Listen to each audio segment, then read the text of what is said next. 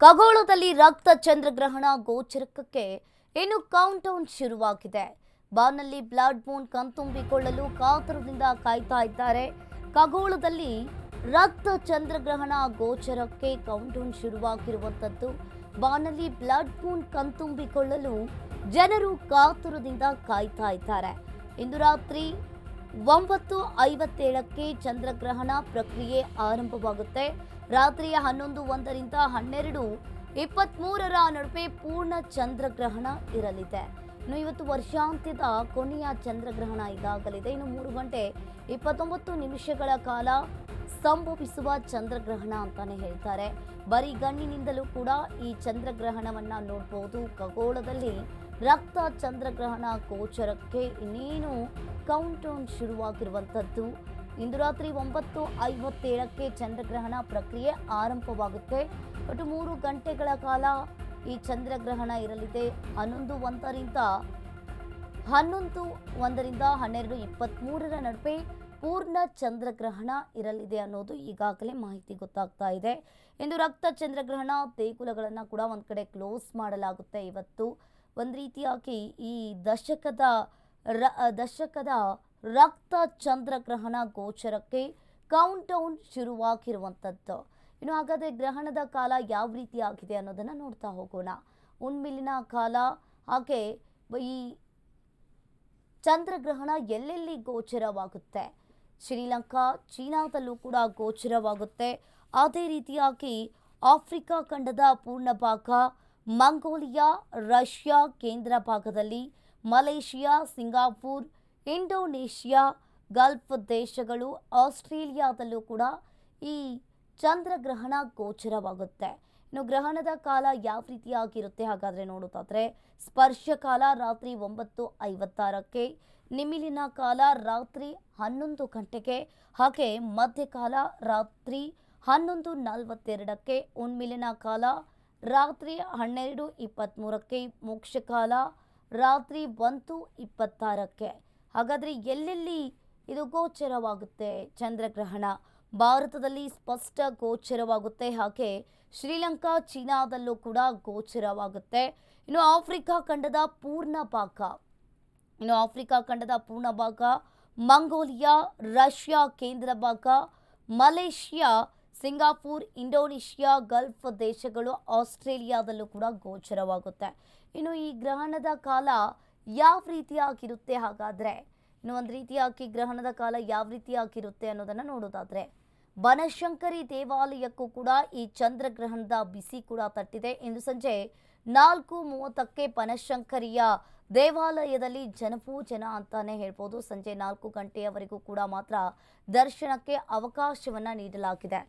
ಇನ್ನು ಬನಶಂಕರಿ ದೇವಿಯ ಜನ್ಮೋತ್ಸವ, ಹುಣ್ಣಿಮೆ, ಗ್ರಹಣ 3 ಒಟ್ಟೊಟ್ಟಿಗೆ ಬಂದಿರುವ ಕಾರಣ ವಿಶೇಷವಾಗಿ ಪೂಜೆಯನ್ನು ಮಾಡಲಾಗುತ್ತೆ.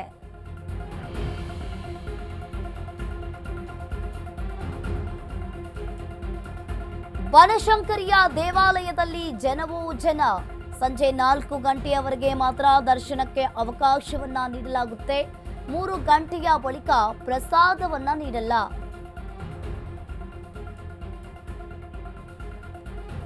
ಇನ್ನು 3 ಒಟ್ಟೊಟ್ಟಿಗೆ ಬಂದಿರುವ ಕಾರಣ ವಿಶೇಷವಾಗಿ ಪೂಜೆಯನ್ನ ಮಾಡಿದ್ದಾರೆ. ಇನ್ನು ಒಂದು ರೀತಿಯಾಗಿ ಈ 3 ಒಟ್ಟೊಟ್ಟಿಗೆ ಬಂದಿರುವ ಕಾರಣ ವಿಶೇಷವಾಗಿ ಪೂಜೆಯನ್ನ ಮಾಡಲಾಗುತ್ತೆ.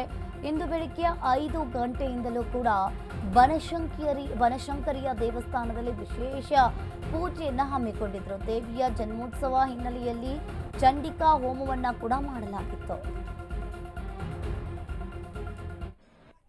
ಇವತ್ತು ವರ್ಷದ ಕೊನೆಯ ಚಂದ್ರಗ್ರಹಣ ಇರುವಂತದ್ದು, ಅತ್ಯಂತ ಖಗ್ರಾಸ್ ಗ್ರಹಣ ಇರುವಂತದ್ದು. ಎಲ್ಲೆಡೆ ಒಂದಷ್ಟು ಕಡೆಗಳಲ್ಲಿ ಇವತ್ತು ಪೂಜೆಗಳನ್ನ ನಿಶಬ್ದ ಮಾಡಿರುವಂತದ್ದು. ಅದರಂತೆ ಇವತ್ತು ಬನಶಂಕರಿಯ ಅಮ್ಮನವರ ದೇವಸ್ಥಾನದಲ್ಲೂ ಸಹ ಇವತ್ತು ವಿಶೇಷವಾದಂತಹ ಪೂಜೆನ ಹಮ್ಮಿಕೊಂಡಿರುವಂತದ್ದು. ಯಾವ ಕಾರಣಕ್ಕೆ ಅಂತಂದ್ರೆ, ಅಮ್ಮನವರ ಜನ್ಮ ದಿನೋತ್ಸವ ಆಗಿರೋದ್ರಿಂದಾಗಿ ಇವತ್ತು ಪೂಜೆನ ಹಮ್ಮಿಕೊಂಡಿರುವಂತದ್ದು.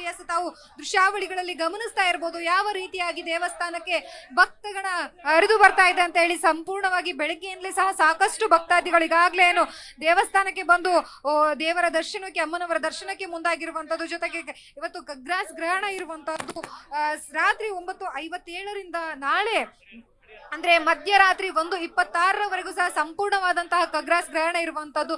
ಈ ನಿಟ್ಟಿನಲ್ಲಿ ಇವತ್ತು ದರ್ಶನವನ್ನ ಪಡೆಯೋದಕ್ಕೆ ಈಗಾಗಲೇ ಜನರು ಮುಂದಾಗಿರುವಂತದ್ದು. ಇನ್ನು ದೇವಿಯ ದೇವಸ್ಥಾನದಲ್ಲಿ ಸುಮಾರು 3 ಗಂಟೆಯ ನಂತರ ತೀರ್ಥ ಪ್ರಸಾದವನ್ನ ನೀಡುವುದಕ್ಕೆ ನಿಷೇಧವನ್ನ ಹೇರಿರುವಂತದ್ದು. ಜೊತೆಗೆ 4 ಗಂಟೆವರೆಗೂ ಮಾತ್ರ ಭಕ್ತರನ್ನ ಏನು ದೇವಸ್ಥಾನಕ್ಕೆ ದೇವರ ದರ್ಶನಕ್ಕೆ ಅನುವು ಮಾಡಿಕೊಟ್ಟಿರುವಂತದ್ದು. ಬಳಿಕ 43ಕ್ಕೆ ದೇವಾಲಯಕ್ಕೆ ಈಗಾಗಲೇ ಬಂದ್ ಮಾಡಲಾಗುವುದು. ನಂತರ ಅಂದ್ರೆ ನಾಳೆ ಬೆಳಿಗ್ಗೆ ಯಾವಾಗ ಗ್ರಹಣ ಮುಗಿಯುತ್ತೋ ಅದಾದ ಬಳಿಕ ದೇವಾಲಯವನ್ನ ಶುದ್ಧೀಕರಣ ಕಾರ್ಯ ಮಾಡುವುದು.